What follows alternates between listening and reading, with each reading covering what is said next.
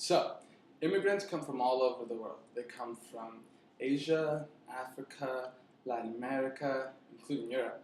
And back in the day, when there was huge influxes of these immigrants coming in, the U.S. citizens used to perceive them as a threat, just because they were taking their jobs or they were lowering the standard of U.S. customs.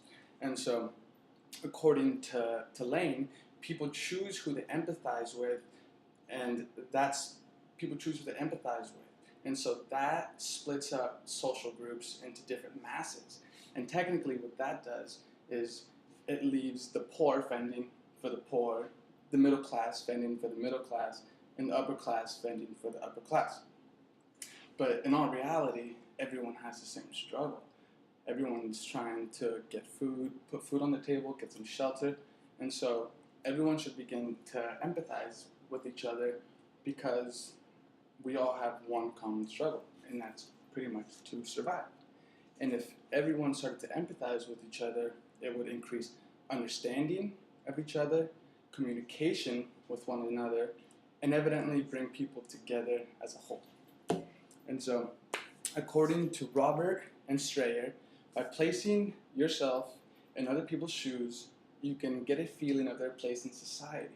What this person says, kind of by like looking at their faces, by looking at their emotions, you can tell if they're having positive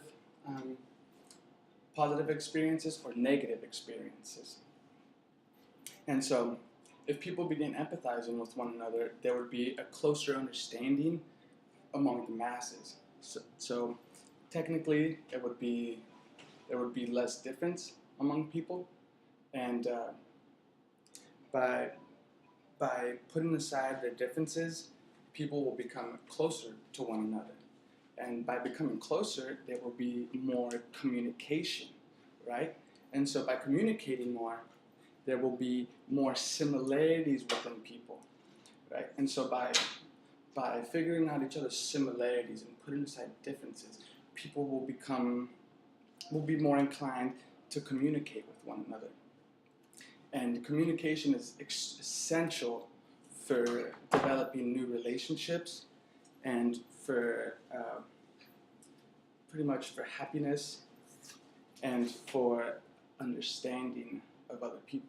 So relationships are extremely important in order to be able to know who your neighbor is, or who you work with in classrooms or whatnot. I walk down through San Jose State's campus. I see people every day, yet I don't have any relationship with them. I have no idea what those people are about. But if I took the time to communicate with them, I'm sure we would have some similarities, and I'm sure we could come together and build a nice relationship or whatnot.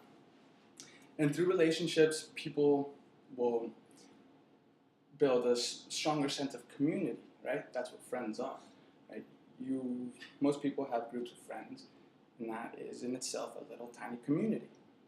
But we want to look at this in a bigger aspect, such as your neighborhood, or San Jose State is a community in itself.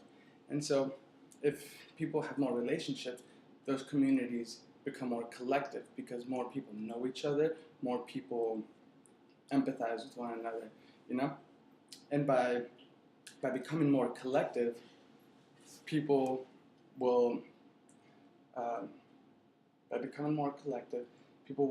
build closer communities. And what that does is it allows people to work towards common goals. And a good common goal could be lowering poverty rates within your community. So you could be helping homeless people, feed them. You could communities could come together and build and create events that will feed people that are less fortunate than others. But the first goal should be assimilation of all people, because this place, United States, is becoming extremely diverse with all different types of people. I walk down school and I see Filipinos, Chinese, Japanese, blacks, Mexicans, every single type. And when I came here, at first I was very, very surprised because where I come from, it's mainly Mexicans and white people.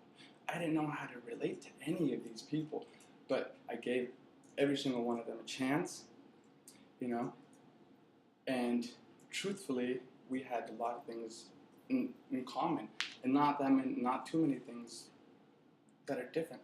The only things that were different were our race, our culture, and maybe our religious orientation. But other than that, we were students. We were here for a higher education, and that in itself brought me closer to a lot of people. I've met a lot of great people like that, and that's why everyone should be open to meeting new type of cultures and religions and races, because in all honesty, those it's mind blowing the differences, but everyone truly is just human. And so by increasing the empathization with one another, people will become more understanding of each other. They will become closer, and with that will come communication and assimilation of all people. Thank you.